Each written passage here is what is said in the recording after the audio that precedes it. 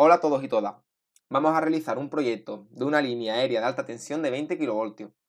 Antes de comenzar con dicho proyecto, yo os recomiendo encarecidamente que tengáis a mano el Real Decreto 223/2008, ya que es muy instructivo que vayáis realizando las comprobaciones oportunas de lo que yo voy comentando en el vídeo y de los cálculos que nos va a generar el programa.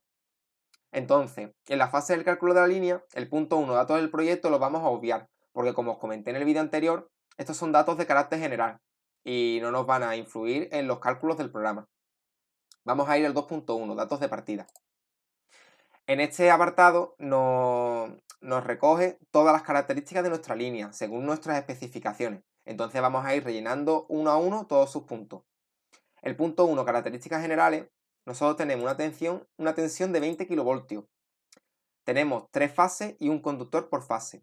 El tipo de armado, vamos a elegir un armado tipo B.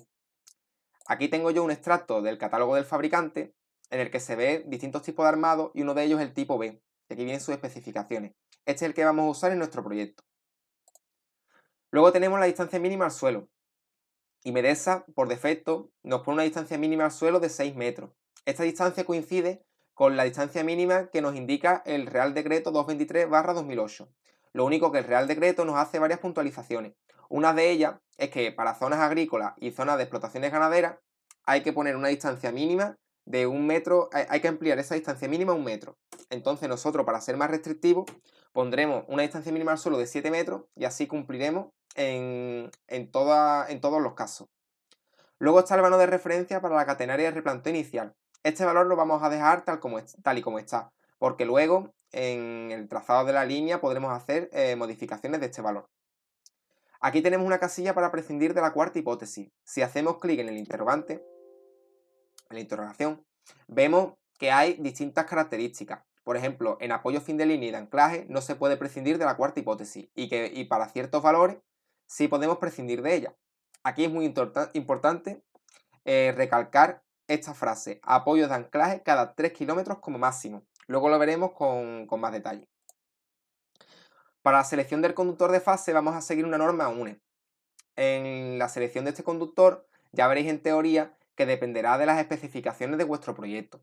Para nuestro proyecto nosotros tenemos dimensionado un LA56 y este dimensionamiento pues dependerá, entre otras cosas, de la potencia a transportar. Entonces ya veréis cómo se hace esta selección. Si por ejemplo marcamos un LEA 110, aquí veréis que las condiciones cambian para el tense máximo en las distintas zonas, pero el Everyday Stress, que es el EDS, se mantiene igual, el 15%. Entonces ponemos un LEA 56 y continuamos. El punto 3, conductor de protección o hilo de guarda, este punto no lo veremos en este proyecto, pero en el tutorial del compañero Alberto sí lo veréis. Luego está el punto 4, condiciones de tendido. Aquí podemos considerar la línea de categoría especial o considerar hielo más viento. Nosotros vamos a considerar hielo más viento. Y como nuestra línea es de 20 kV, podéis comprobar en el articulado del Real Decreto 223/2008 que nuestra línea, en este caso de 20 kV, es de tercera categoría. Entonces no tendríamos que marcar esta casilla. La temperatura máxima del tendido lo vamos a dejar por defecto, al igual que la velocidad del viento. Y os voy a enseñar aquí el apartado de sobrecarga de hielo, pero esto tampoco entraré. Luego está el punto 5, aislamiento y longitud de las cadenas. Aquí vamos a seleccionar el tipo de aislador y el aislador en concreto. Igual que el conductor de fase, habrá que tener en cuenta ciertas consideraciones que nosotros ya tenemos realizadas en nuestro proyecto, y nosotros vamos a elegir un U70BL de tipo vidrio. Luego está la cadena de suspensión y la cadena de amarre. Para ambas vamos a elegir una cadena simple y un número y 3 aisladores por cadena. Este número de aisladores es suficiente para una tensión de 20 kV. Si variamos el número de aisladores, veréis que la longitud de las cadenas varía. Por ejemplo, si ponemos 5, veis que ha variado la longitud de las cadenas. Lo mismo pasará si cambiamos la altura de los herrajes, también variará la longitud de las cadenas. Aquí es importante esta interrogación, donde veis que se recomienda una serie de longitudes en función de las tensiones. Para una tensión de 20 kV tenemos 0,45 metros, que en nuestro caso cumpliría. Luego está el punto 6, que son distancias mínimas de aislamiento eléctrico.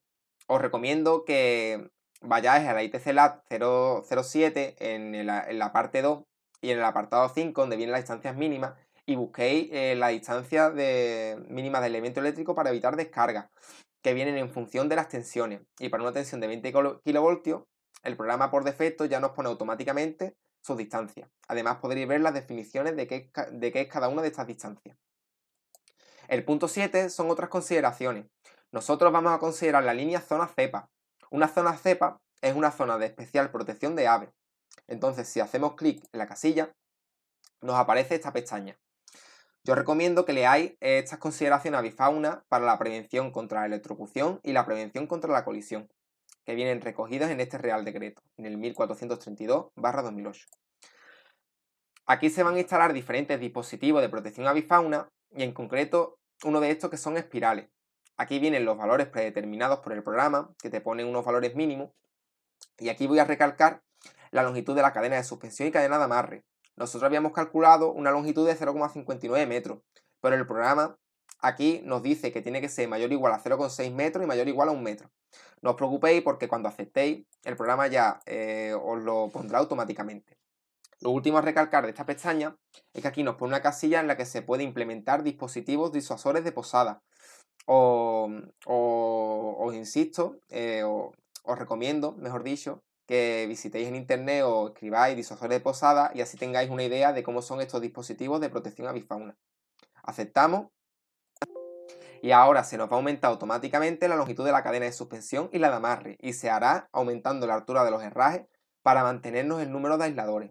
Entonces damos OK y aquí veis que se nos ha cambiado, se ha modificado la altura de los herrajes y se nos ha aumentado la longitud de las cadenas para cumplir con la protección avifauna, con la zona especial de protección de aves.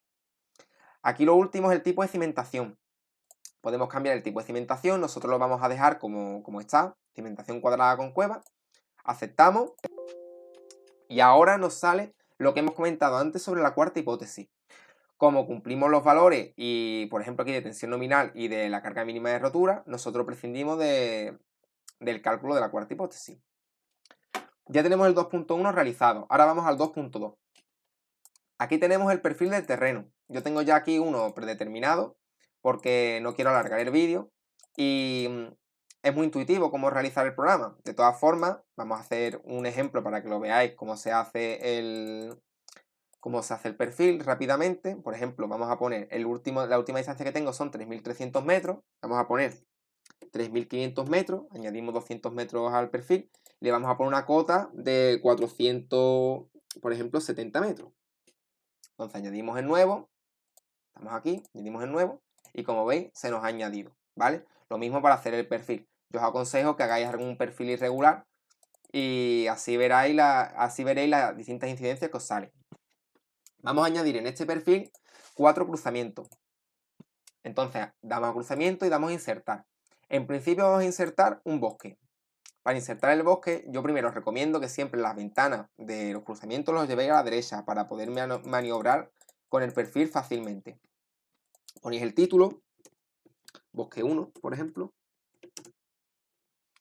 Y ahora, distancia del margen izquierdo del arbolado al origen de la línea. Marcáis esta casilla y donde queráis poner el principio del bosque, pues pincháis. Yo pincho aquí y después, donde quiero poner el final del bosque, pues pincho aquí. Y ahora suponemos 5 metros de altura de arbolado y ya tenemos aquí el primer cruzamiento insertado. Ahora vamos a insertar otro cruzamiento. Por ejemplo, vamos a insertar una carretera. Le damos a insertar, le ponemos el nombre, carretera 1, y ahora hacemos lo mismo. Aquí marcamos esta casilla y ponemos el principio de la carretera y lo vamos a poner, por ejemplo, aquí. Y luego vamos a poner el final de la carretera y lo vamos a poner, por ejemplo, aquí. La anchura de servidumbre, el ángulo de línea lo dejamos como está. Además tenemos esta imagen para saber qué es cada cosa. Aceptamos, ya tenemos aquí la carretera. Vamos a seguir con el perfil hacia la derecha para añadir un par de cruzamientos más. Ahora vamos a añadir otro que va a ser en concreto un río. Insertamos, ponemos el título, río 1. Y a la distancia, el principio del río, vamos a poner el río, por ejemplo, aquí. Y ahora al final del río vamos a ponerlo, por ejemplo, aquí. El galivo lo vamos a dejar como está y la anchura de servidumbre también. Y aquí tenemos el río. Vamos a modificarlo un poco para que no sea tan grande. Vamos aquí a cambiarlo y vamos a ponerlo, por ejemplo, aquí. Aceptamos. Vale, y ahora hacemos un último cruzamiento que va a ser una línea aérea de mayor tensión. Vale, vamos a ponerlo en esta zona. Por ejemplo, vamos a poner línea aérea de alta tensión, 66 kilovoltios. Y ahora vamos a poner distancia al origen del punto de cruce, el punto donde se van a cruzar las líneas. Vamos a suponer que se crucen en esta zona. Altura del conductor al suelo. Esta distancia, esta altura es muy importante. Esta distancia es la distancia, la altura que hay, mejor dicho, desde el suelo hasta el conductor de mayor tensión. Vamos a suponer, por ejemplo, 15 metros. Vamos a poner una tensión nominal de 66 kilovoltios.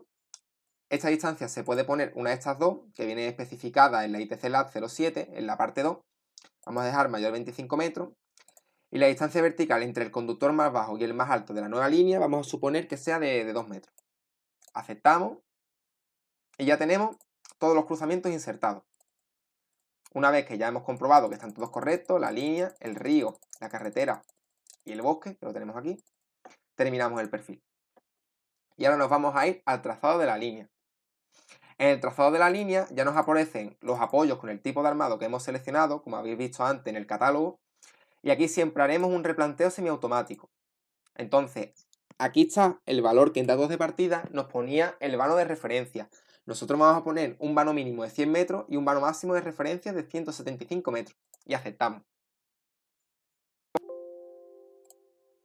Lo primero que nos sale, una lista de apoyos ahorcados.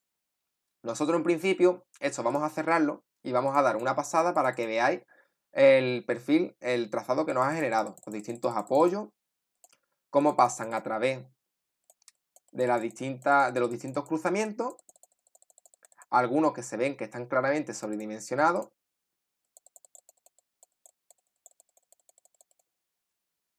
Y aquí estamos al final de línea.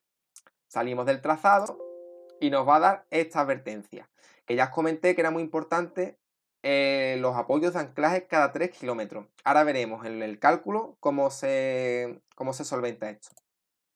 Entonces hacemos el cálculo de línea, hacemos un cálculo automático y nos aparecen las siguientes incidencias.